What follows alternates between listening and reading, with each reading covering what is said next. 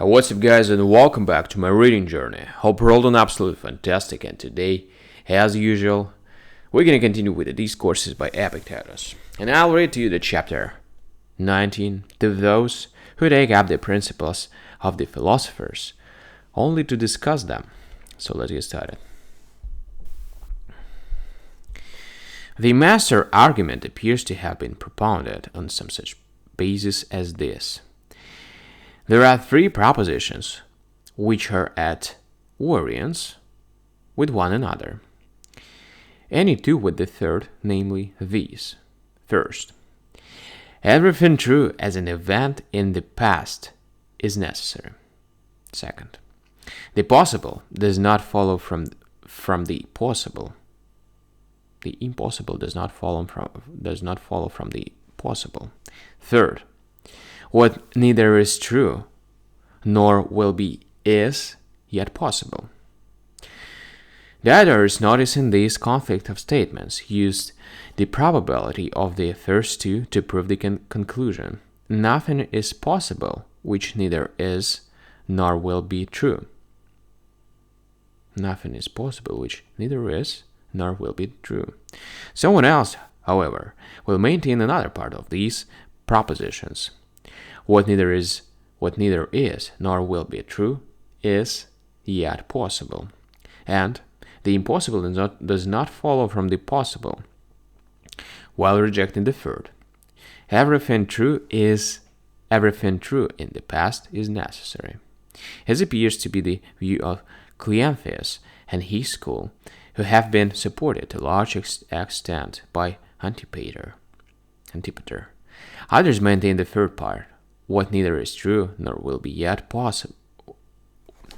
What neither is true nor will be is yet possible, and everything true as an event in the past is necessary. And reject. The impossible does not follow from the possible. But to maintain all three propositions at once is impracticable because every pair is in conflict with the third. If then someone asks me, but which of these do you maintain? I shall answer him that I do not know, but the account I have received is that the others maintain one pair, and the school of Panfortes and Cleanthes, I fancy, the second, and the school of Chrysippus, the third. What do you hold then? I have never given my mind to this, to put my own impression to the test and compare different views from a judgment of my own on the subject. Therefore, I am no better than a grammarian. Who was Hector's father? Priam. Who were his brothers? Paris and Deiphobus. And who is their mother? Hecuba. That is the account I have received. From whom? From Homer. And Hellanicus also writes on the same subject, I believe, and others of the same class. So it is with me and the master argument. I go no further, but if I am a vain person, I cause the utmost amazement among the company at a banquet by enumerating those who have reading on the subject. Chrysippus also has written admirably in the first book of his treatise on the possible. Cleanthes too has written a special book on this, and Archidemus. And Antipater also has written not only in his book on the possible, but also especially in his work on the master argument. Have you not read the treatise? I have not read it. Read it. And what good will he get from it? He will only be more silly and tiresome than he is now. What have you got by reading it? What judgment have you formed on the subject? You will only tell us of Helen and Priam and the island of Calypso, which never was nor will be. And indeed, in the field of literature, it does not matter much that you should master the received account and have formed no judgment of your own. But we are much more liable to this fault in matters of conduct than in literary matters. Tell me about things, good and evil. Listen.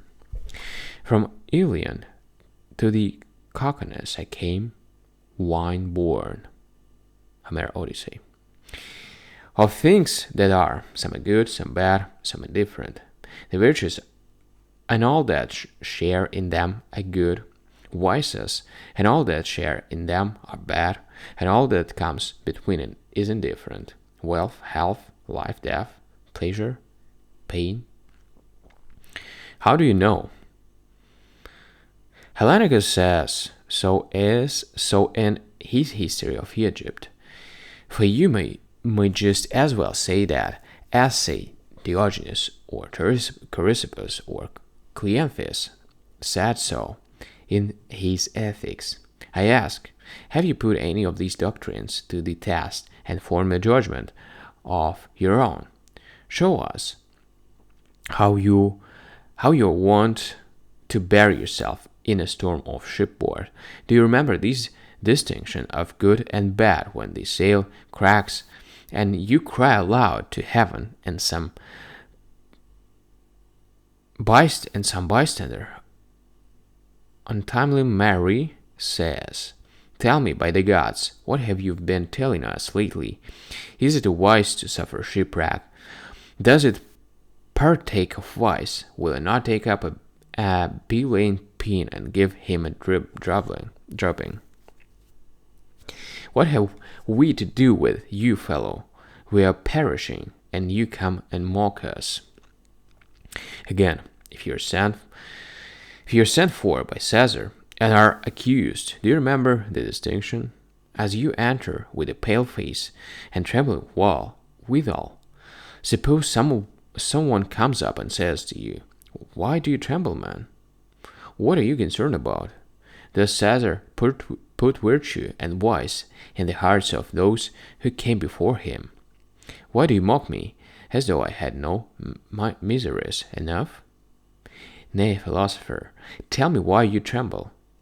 Is it not of death you stand in danger, or prison, or pain of body, or exile, or disgrace? Nothing else? Is it wickedness, or anything that partakes of wickedness? And what did you tell us that all of these were? Man, what have I to do with you? My own evils are enough for me. Well said indeed, for your own evils are indeed enough. Meanness, cowardice, the boasting spirit, which you showed when you sat in the lecture room. Why did you pride yourself on what was not your own? Why did you call yourself a Stoic? Watch your own conduct thus, and you will discover to what school you belong. You will find that most of you are Epicureans, and some few Peripatetics, but with all the fiber gone from you. Where have you shown that you really hold virtue to be equal to all else, or even superior? Show me a Stoic if you can. Where or how is he to be found? You can show me men who use these fine phrases of Stoics in any number, for the same men who do these can recite Epicurean phrases just as well, and can repeat those of the Peripatetics just as perfectly. Is it not so?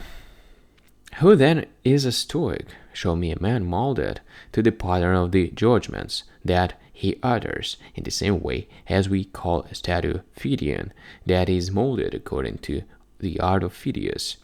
Show me one who is sick and yet happy, in peril and yet happy, dying and yet happy, in exile and happy, in disgrace and happy.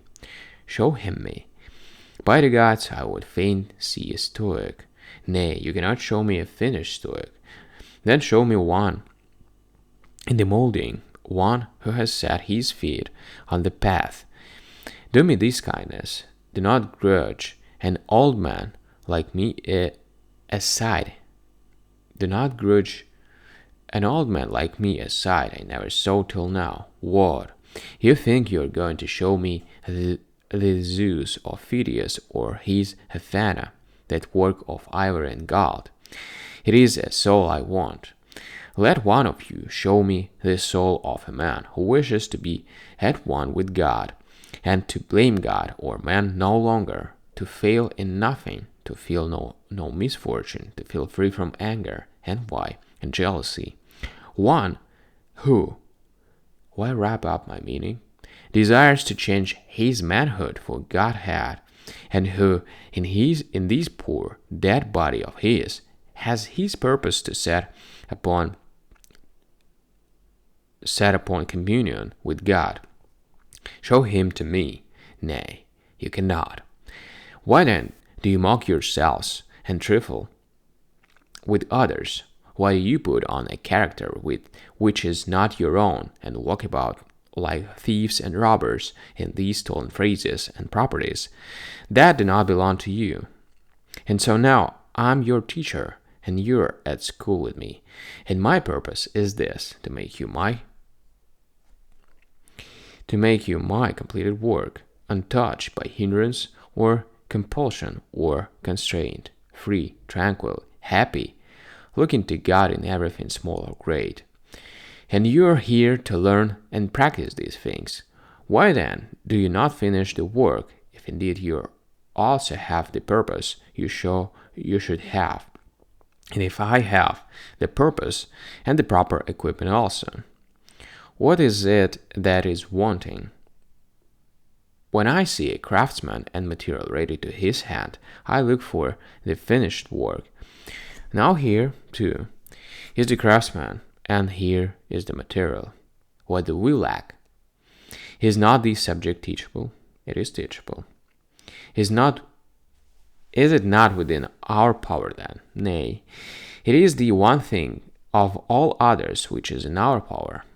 Wealth is not in our power, nor health, nor anything else, in a word, except the proper use of impressions.